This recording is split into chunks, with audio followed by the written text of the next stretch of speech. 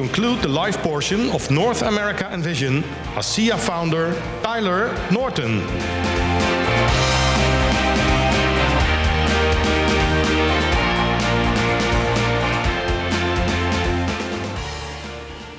Hey guys, it's great to be back with you. I hope you've enjoyed this morning.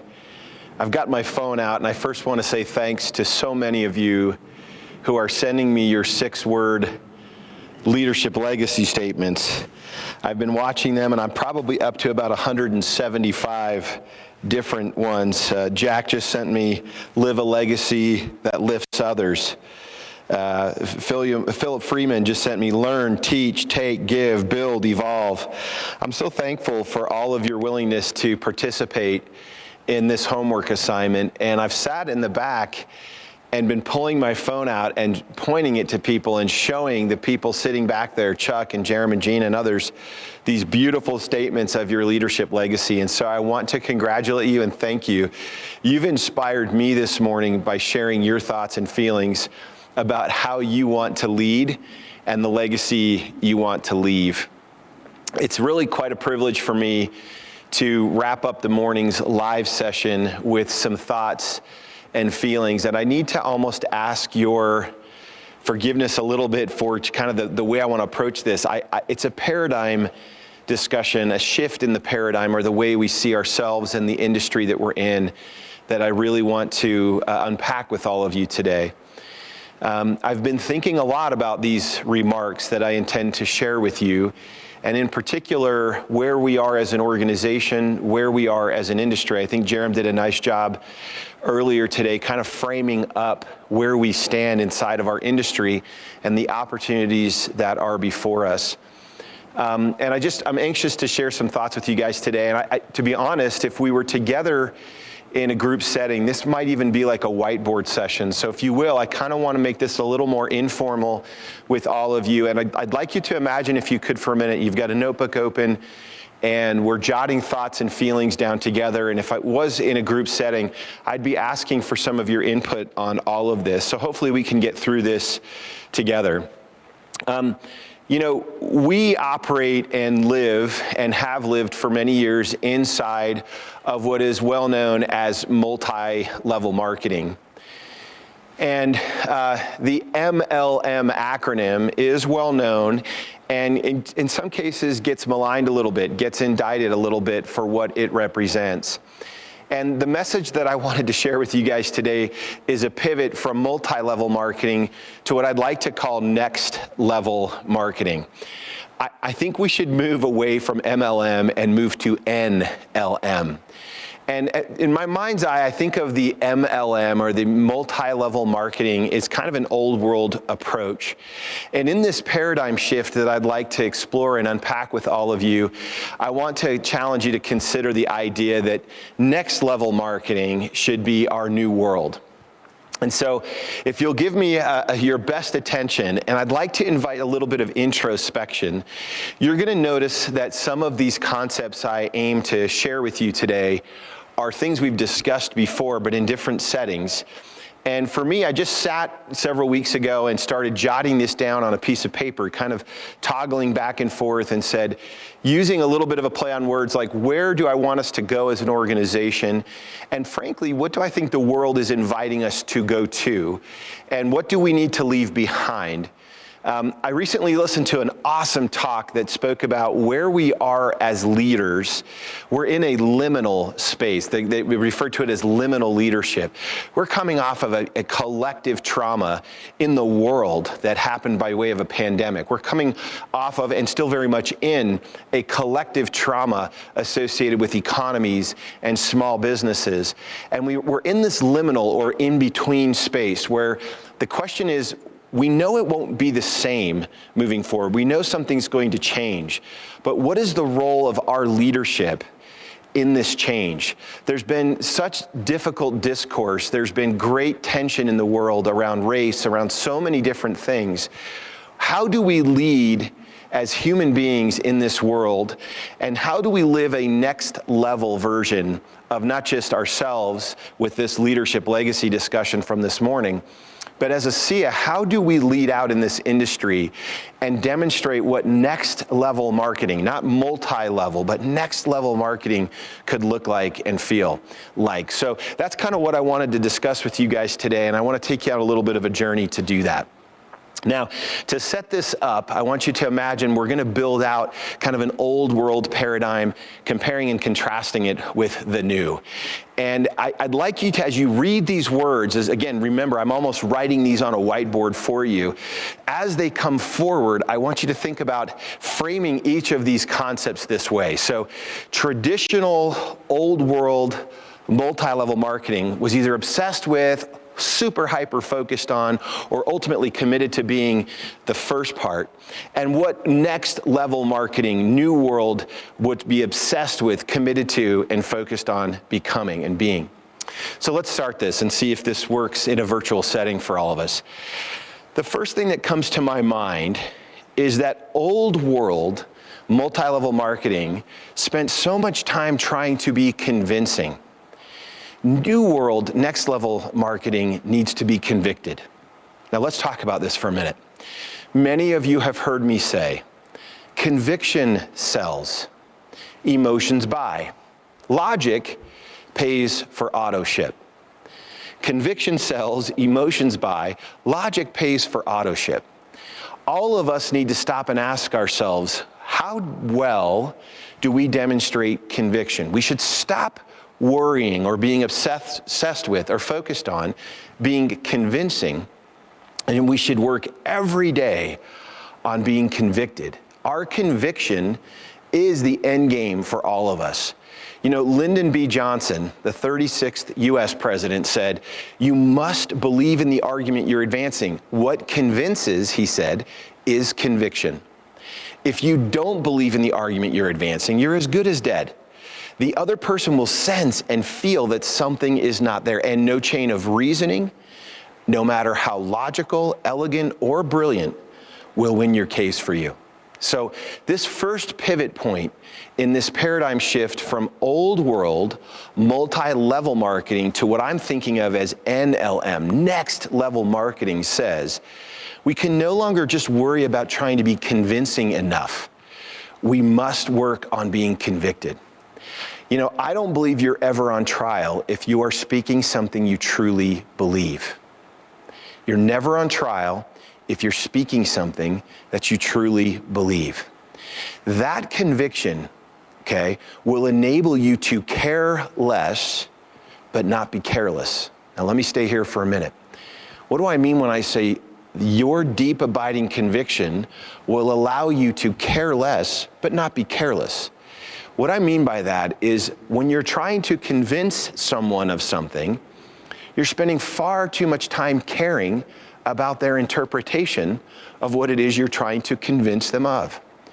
But when you come at this convicted, at next level marketing, it allows you to care less about anyone else's response. Again, I reiterate, you're not on trial ever when you're speaking from a point of conviction, when you're campaigning from a place of belief.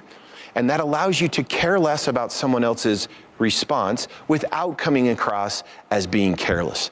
Many of you have heard me said for years that if I could give a single maxim, a single saying that would inspire and help you to move into this next level of marketing, it is this: indifference makes the difference.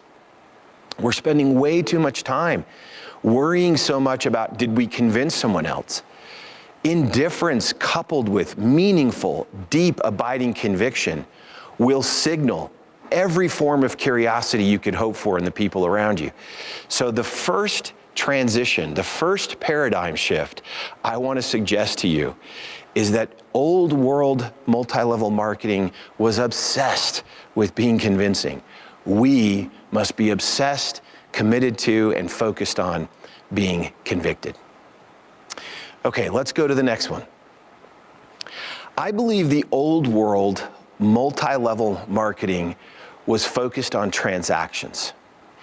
In this new world, in this next level of network marketing, I believe we must move from transactions to transformations. Many years ago, One of my favorite books I'd read in probably the last 20 plus years is a book called The Experience Economy. Two gentlemen, Joseph Pine and James Gilmore, who had authored a landmark Harvard Business Review article, were postulating that the world was moving from a simple goods and services economy into a place where experiences would carry the day.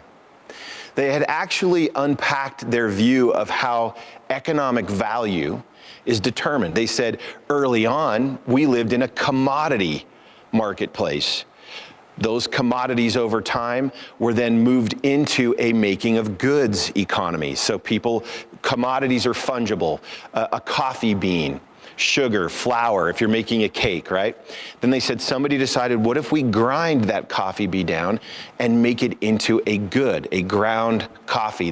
There's more value in that, and people would pay more for that, and it would be more relevant to them. So they said we moved from a commodity, the extraction of commodities, into the making of goods.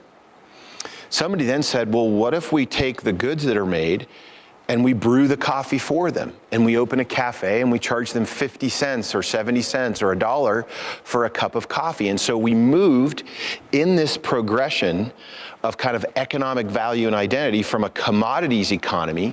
Then we moved up to a making of goods from those commodities. Then we moved to a service economy. Now, 25 years ago, they were saying, we predict that this progression of economic value will move from commodities to goods and then goods to services, and it will find ultimate expression in experiences. So they wrote their book called The Experience Economy. And this particular book carried the day. It kind of prefigured or foreshadowed, if you will, the Starbucks success that we see in the world. Companies that made a cup of coffee really pulled from a commodity, then ground into a good, offered as a service, ultimately became an experience. You would meet for a cup of coffee at Starbucks in an environment that was experiential. And there's several examples that they were right, that the economy was moving to a place of experience. Now, what's interesting is several years ago, they updated the book and said, we believe the economy will pivot once further, that it certainly will still pull from the extraction of commodities, making goods, delivering a service, and even staging an experience, but it will transfer from there to the guiding of transformation. And they called this the transformation economy, that in this way, transformation economy would then guide consumers beyond experiences to a place where there was a soulful relationship with the brands they aligned with. And they were suggesting that the consumer would have an influence on the brand, and the brand would in turn re-influence the consumer. There was this cyclical and even reciprocal, powerful and genuine relationship of change and transformation to the benefit of both parties, not just the end consumer, but also the brand. As I was reading this years ago, I said, that's a game I would love to play in. The transformation economy, where we invest so heavily in your lives, and your lives, like my inbox, the phones, the emails that I'm receiving right now from all of you are transforming me. This is what next level marketing is. Leadership legacies, finding expression, ethos discussions, listening to an Alan Noble, guiding your transformation, training and development, as well as products that are transformational. There's nothing more exciting to me than talking about the next version of you. I don't really get excited about the same version of you. And many of us have been on these long, lifelong straightaways where there's not a lot of turns. There's not enough transformation that's happening. Transformation speaks to potential. Transformation says, I can do and be more. It points to the very essence of our ethos, which is becoming. Right? And so I want you to think about, the old world was just worried about transactions. We need to move from transactions to really understanding that where progress will live, where people will have high relevance and high value in the future, is if they're guided in the transformations that truly shadow and foreshadow who they can be. And I get really, really excited and could spend the rest of my time just talking about this pivot point from transactions to transformations. Okay, hopefully this is making some sense. Let's go on to another one. This is one that you've heard me say before. I'm unapologetic about this. I want to be redundant about some things. You've heard me say for years that the old world multi-level marketing was over-obsessed, overemphasizing the essence of income. And they were not playing to the importance of what next level marketing is all about. By the way, this reaches right back into that transformation economy concept. It says the moral high ground of everything we have to offer is not just what we earn from the labors we do, but what we become by them. This does, in fact, point to a transformation economy. By the way, think about something as simple as Peloton. That's a transformation economy. They're being guided in that. There's interaction. There's a community associated with it, with an invitation to greater health. So when I think about income versus become, transactions versus transformations, that's what I mean when I talk about the power of focusing on this. You've heard us say for years, those of you that are new with ASEA today, the outcome, this is a play on words, the outcome is not income. The outcome is overcome and become and then income. So please give some consideration to this relationship of old world marketing being overly emphasizing on the income, but way, way, way underemphasizing of that real true way of becoming that I think is so naturally a byproduct of what we do here at ASEA. Okay, let's talk about number 4. Again, not unlike the third one, compensation. Comp plans. We've got to move from compensation to compassion. Your leadership legacy statements are so beautiful. I wanted to go write them all down and just stare at the language and the words. Do you understand the power of the language and the words that you're sharing? Do you understand the energy that those words represent, reverberating into a world that is becoming increasingly stubborn and recalcitrant and angry and acrimonious? And I'm like, no, this is the world I want to live in, where your words like lifting others, providing hope, awakening the divine in people to become what they can become. This is what I mean when I talk about next level marketing. You've heard me say that one of my favorite thinkers in the world is a gentleman by the name of Keith Yamashita. And Keith started a consultancy company called SY Partners. I was watching a speech that he gave online one time, and he said, it's so important to start from a pure place with equal parts aspiration and empathy. And I had to stop for a minute. I said, whoa, that's a very powerful suggestion. Those of you that might be starting with ASEA, take this advice from him. Start from a pure place. What does he mean by that? He means start with the purity of your intentions, of your leadership legacy language. Let that be that purity, that place where you begin from. But then couple that with a balance between aspiration, equal parts of aspiration and empathy. If it's just aspiration, isn't it possible that we leave the empathy behind? Isn't it possible that compensation, the aspiring to greater income, the acquisition of things, starts to stifle and smother this notion of empathy and compassion? I believe that moving from compensation to compassion really will be an important part of our journey of going from MLM to next level marketing, or NLM. Okay. One last thing on compassion. My wife called me at work a couple days ago and was so pleased with an experience that our son Noah had shared with her. I just want to share this. Noah came home from school and was visibly concerned and sensitive about something, and Allison invited him to come into my office. I was at the corporate office of ASEA at the time. And Noah began to describe, Noah's 15, just got elected to the student council for next year. He's just this remarkable young man. And he came in and sat down and said, Mom, today at school, I looked across the commons area during lunchtime, and I saw a boy sitting all by himself. And he said his skin was almost peeling off of his face and hands. And I found myself just super worried about him. And he was all alone, and his face was buried in his phone.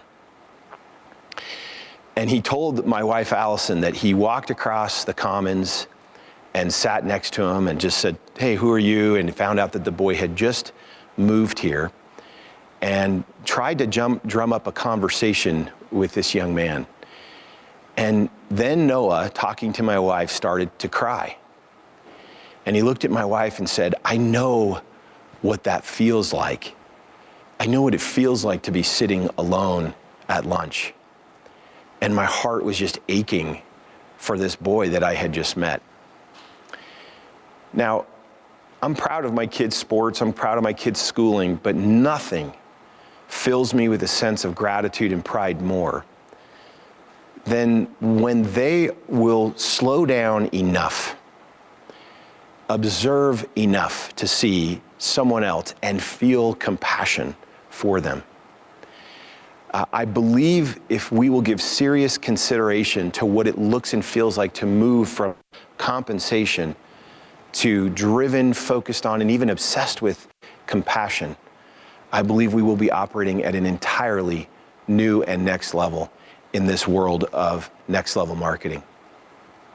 Okay, this one's important to me.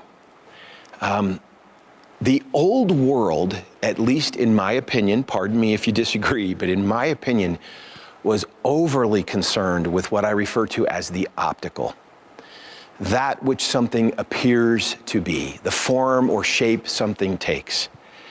And I believe next level marketing must become obsessed with and focused on and deeply committed, not to the optical, but to the actual. This speaks to the inner self. Think of the effect, the social media effect that we live in, where selfies and the ultimate perfect image of yourself is curated, even altered or manipulated in some sort of app to make it look unblemished and perfect, and posted to provide this immediate contrast to the world and the way my life is not, some differential or reference point that I never feel like I can reach. You're aware, I would hope, of the great number of youth that are taking their own lives or hurting themselves or at risk to themselves. Because why? Because they don't believe they're seen. And what the appearance is, I think of it this way, the appear is the appeal. They worry more about that appearance. I think we need to move away from what something appears to be and be open, honest, and real about what it is. You would think after all of these years of humanity that we would be more embracing of the actual and more quick to avoid the optical. Now, when optical and actual are one, that's integrity. When the form and essence of someone becomes one, that's wonderful. But optical without the actual, to me, is a challenge. I think we should move away from focusing on how you are seen and move towards seeing how you are, paying more attention to what's inside. One of my great books, as you know, is The Anatomy of Peace. And the founder of the Arbinger Institute was once asked a question when he was studying drama in New York City. They were walking out of a class, and a classmate said, "Do you love yourself in the theater?" She asked him, "Or do you love the theater in yourself?" In other words, are you in this for you, or truly because of the essence of it that you love? He goes on to talk about how the question convicted him and that he wished that his pretenses could just fall away and leave him standing there honest and simple and solid and true, the actual not being hijacked by the optical. So please give that some thought. Next level marketing must move off of the obsession with the optical, how something is viewed, and must be obsessed with the essence of the actual. It's a powerful, powerful concept to consider. Now, before I show you the sixth of these paradigm shifts, I want to review. Multi-level marketing, old world mindset was worried about being convincing. We must be convicted. The old world paid a great deal of attention to transactions. We must think about transformations of ourselves, of the products that we offer. They need to be transformative. Remember that transformation economy is becoming more and more relevant into the future. In our case, we need to move from an old world of talking about income, like the red badge of courage. We've got to move from that and talking about become and what the environment we're in and the marketing platforms we work from are doing to help us reach the full measure of our creation.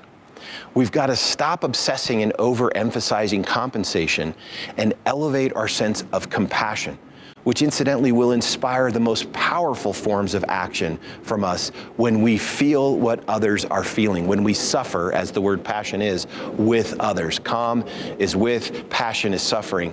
Couple them together. We need to suffer with and be sensitive to the people we bring in and quit overemphasizing the comp or compensation. And then the last one, the fifth one that we talked about, this optical moving to the actual. Is this making sense to you guys as you're sitting in front of your computers and processing this? Can you see the power of marrying what Jaron was talking about, legacy company, your own legacy leadership journey, and then coupling that with our vision, our strategy, and this wonderful technology set that we have in our products to move us to the next level form of marketing? Okay, what about number 6? Let's talk about the next one. I think the old world was way wrapped around the axle of trying to get others to do something, get someone to move. I would like to pivot that and suggest the next level marketing must be obsessed with doing something for others. Through the products, through the development of becoming, as we've talked, or transforming, we can no longer simply engage in this convincing, transactional, income and compensation optical game that's trying to get someone to do something, right? The most powerful, personal, and sacred place of all people is the ability for them to choose.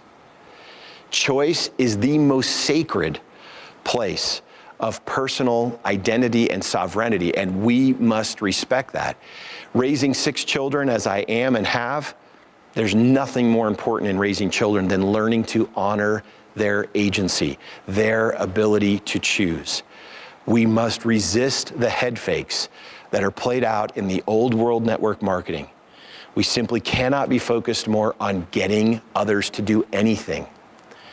People come to me and say, I can't get my sister to take ASEA. And you've heard me say this before. I say, then leave your sister alone. Wait a minute, this is network marketing. No, this is next level marketing.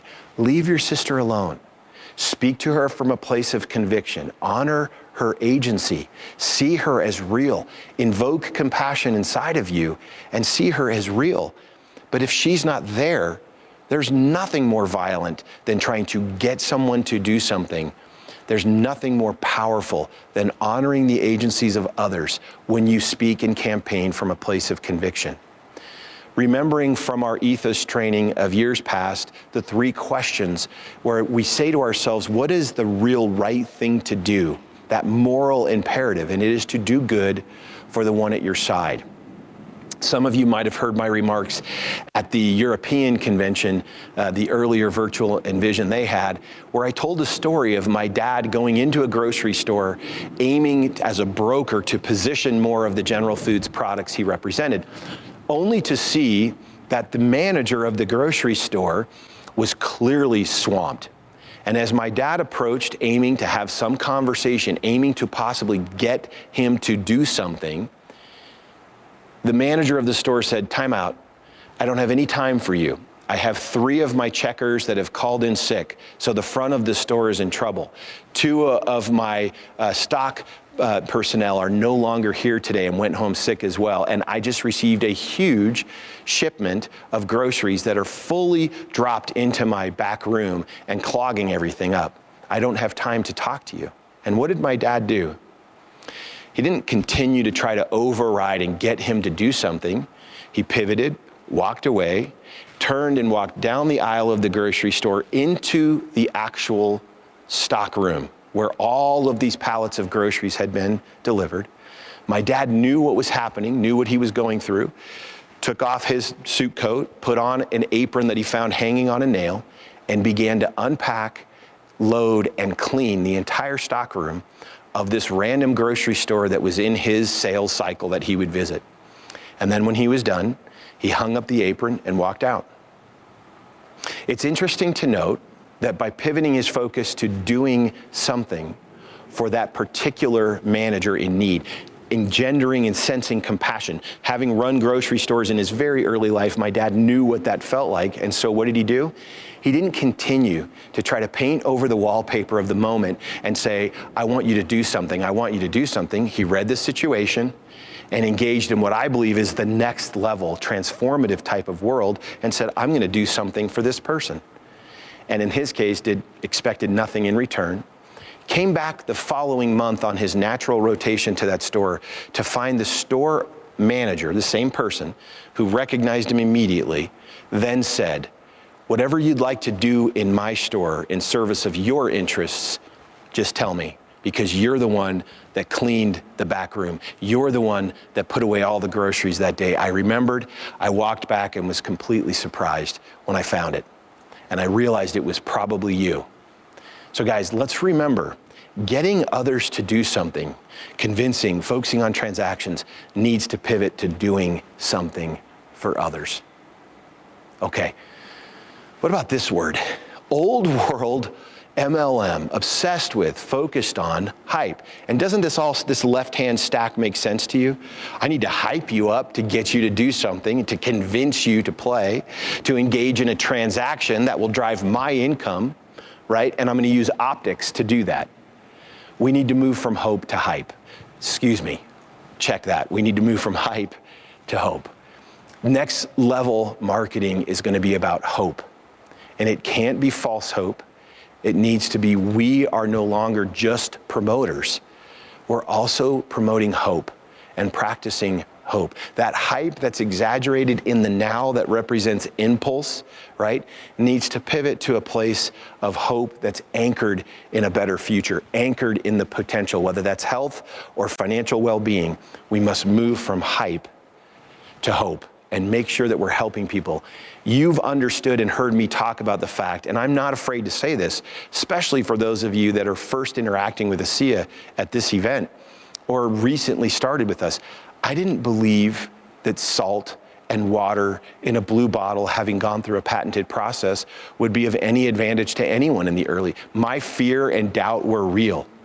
But it was when hope was awakened in me, when my experiences started to see maybe the powerful notion of what if. Hope, right? Hope comes from that place of what if I could do this? What if I could make $300 more a month or $400 more a month? Hype is trying to get me to imagine probably something that might be out of my reach. I had to go through a place of fear and doubt, but then move to a place of hope. That hope inspired belief, that belief became action. And I believe that hope, not hype, but hope inspires all meaningful action. If someone has a belief and a feeling that swells within them that there can be something better in the future than what their current experience claims today, then in fact, you will see action. But we must do it from a place of deep inspiring of hope and not from over-promoting in the form of hype. Okay, I'm running a little out of time, so I'm gonna speed up, guys. I believe, and again, please don't be upset with my interpretation of old world. I hope you're tracking with me on this. I hope you're believing and sensing what I'm saying. I believe the old MLM models were way too obsessed with being valued and recognized. I think that was the primary game, was we're committed to being valued and recognized. Now, I just want to promote and suggest we must pivot from being valued and recognized to recognizing that you and I must add value. You know that my father for years has taught you're going to be valued in life in large measure to the degree that you make yourself valuable and you add value to others. So your job then is to consider, how am I adding value to the situations I'm in? Is it sharing product with others? Is it opening opportunities for new potential income streams in their life? I know this, that if you over-obsess with being valued and recognized for what you do, instead of over-obsess on recognizing you must add value, it almost always foreshadows something bad. When you're spending more time calling out how you're undervalued or not recognized, rather than really trying to think, how do I add value? How can I increase the recognition that I need to add value to a situation? Everything changes. It's a massive paradigm shift, and I believe is central to what next level marketing is. Early in my career, I was promoted into a job that I had no business taking at my age. A gentleman came into my office that was one of the great mentors of my life, and he said, "Can I give you 2 pieces of advice?" And I said, "Absolutely." He said, "First piece of advice," and I had to hear this twice or 3 times. I even wrote it down, so I'm going to say it a couple times for you. He said, "Tyler, the price it takes to keep this job, this promotion you just received, the price it takes to keep this job should be equal to or greater than the price it took to get it." And I said, "Can you say that again?" He said, "Yes. The price it takes to keep this job should be equal to or greater than the price it took you to get this job." Wow. I sat at my desk after he left. He was trying to say, you need to continue to add value. Find ways to add value. The second piece of advice he gave me that day, which kind of hurt, he said, "Never forget, you were appointed, not anointed." He said, "Think about those things," and left the room. I want you guys to realize that I believe network marketing, even multi-level marketing, does in fact afford you an opportunity to live the lifestyle most people could never live by working really hard for a period of time. But I do not believe that we should stop adding value to the teams and organizations, even when we reach some plateau or some destination of income or even rank. I believe that we must continue to maintain an attitude that in some way, the price it took me to get here, right, needs to be matched with increased energy and effort in the form of value. I didn't say time, I said in the form of value. So let's not let that be lost. Robin Sharma said that the key to a great life lies in shifting your focus from accumulation to contribution.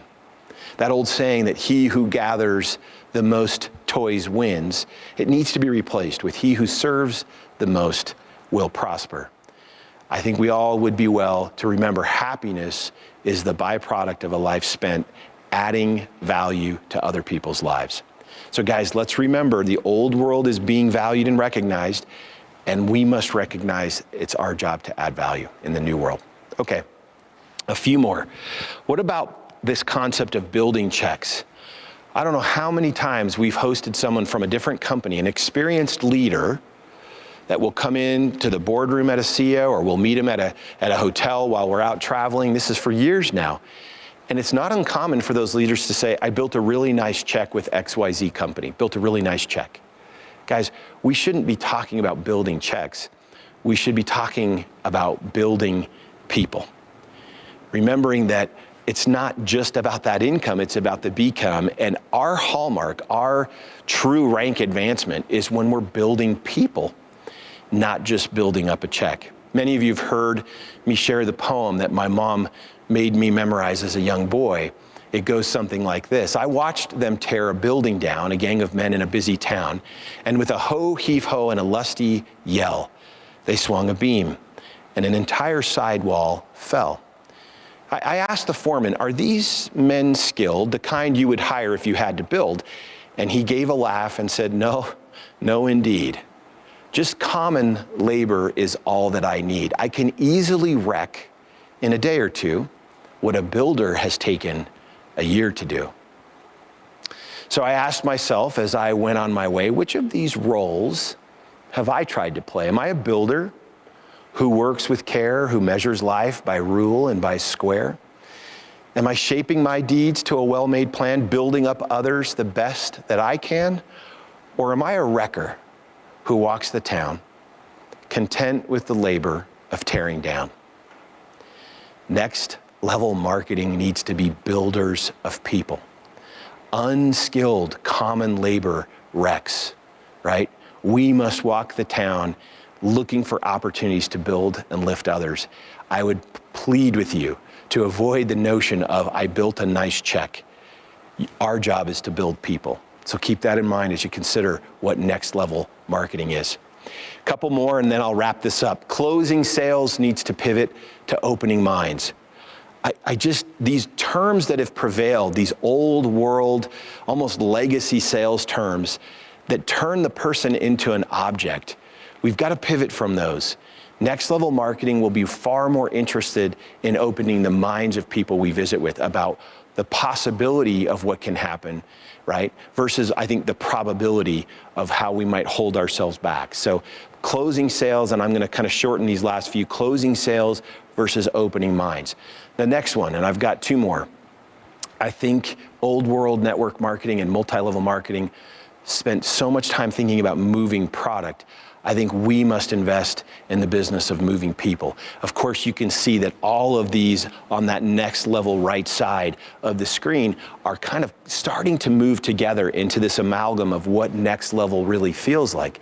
I truly do believe if we move people, we will in fact move product, but we've got to pivot away and start really engaging and investing in the hard work, the heavy lifting of building the people and moving them, rather than just saying, let's sell more of a given product. Okay, there are 12 of these. This is the last one. I kind of was thinking about the notion of old world marketers were always wanting to present. As a young man in college, I was approached by someone from the multi-level marketing industry. I didn't know at the time what was happening, but he just kept saying, I just want to come present something to you. I just want to come present something to you. And it was like nonstop. And then we didn't really know what was happening until he came to an apartment with a handful of us in college and then wanted to present. And I think we need to move away from being able to present to just being present. We need to be, as I said earlier today, we need to live in the moment to create momentum. We have to observe to serve. You have to listen. We need to slow down and spend time being present and seeing these other people around us as people. Okay, guys, so from convincing to convicted, from transactions to transformations, from income to become, right? These are the pivot points, from compensation to more compassion, from the optical to the actual. Stop getting others to do something and start really obsessing on doing something for others. Let's not traffic in thin or hollow hype, the hot air balloon of hype. Let's move to the place of the substance of hope in the future. Let's not overly concern ourselves with being valued and recognized. Let's recognize we must add value. Let's not just focus on building checks. Let's build people. Maybe closing sales, right? This old language that prevails. Let's open minds. Let's stop focusing on moving product. Let's worry about moving people. And maybe a little less concerned about being able to present what I want to say and just letting us sit in the moment and being present. I recently heard a wonderful talk about a new moral imagination. What a new moral imagination would look like. How do you promote the imaginative in morality?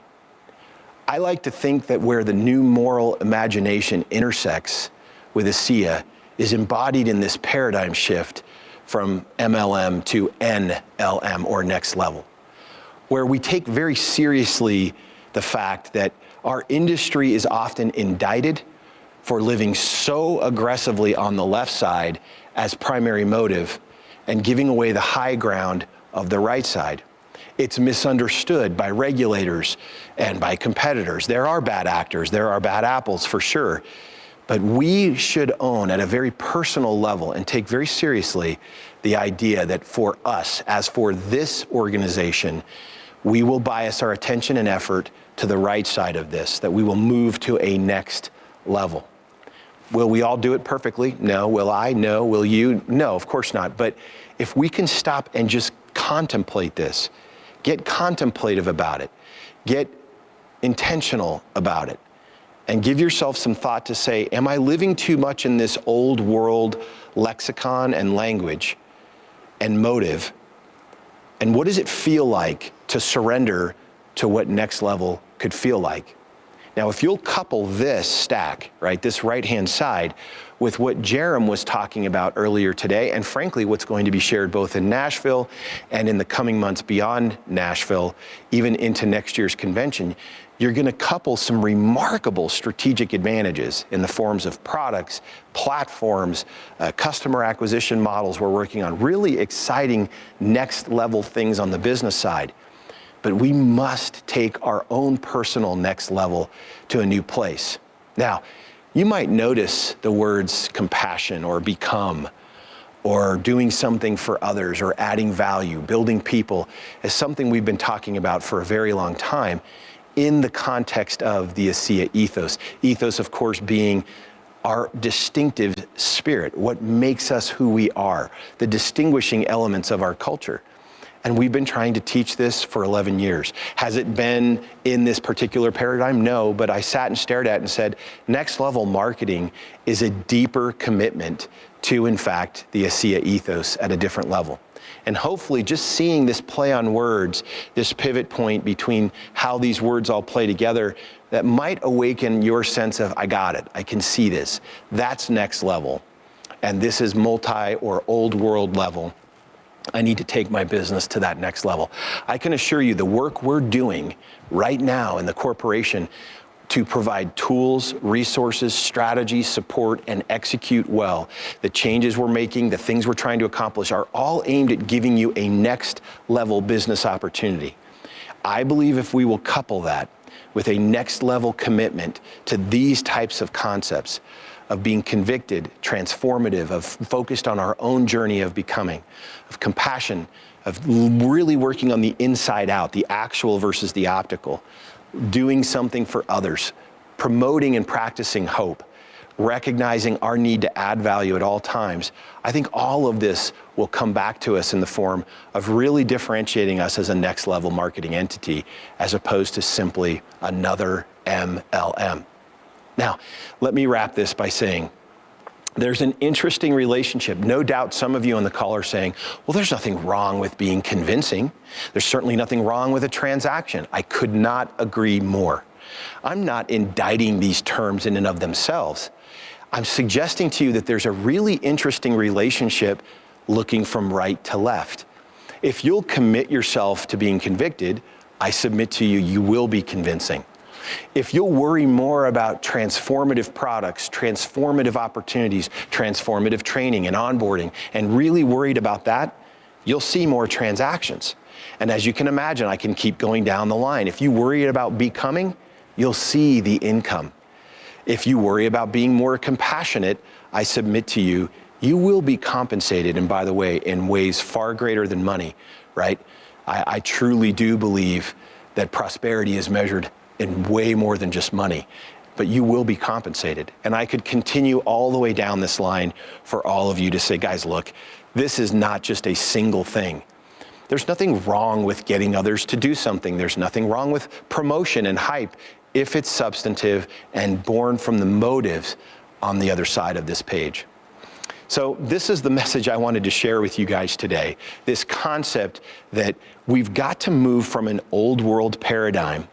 We've got to become contemplative and introspective about how we show up in this liminal space, this transitional space. What is the new moral imagination for how I engage in this old world of multi-level marketing? How do I take it to that next level? I want to invite you to give serious consideration to this. Couple this with your own leadership legacy as discussed earlier today and the beautiful emails that you're sending to me. They're just beautiful. Now consider leaning into this notion of next level marketing, how it's informing the way you talk to people, how you think about the opportunity. And manage yourselves. You have to manage those motives so they don't move back to the primary focus being that left side old world paradigm, but elevate yourself to the next level of what we can become.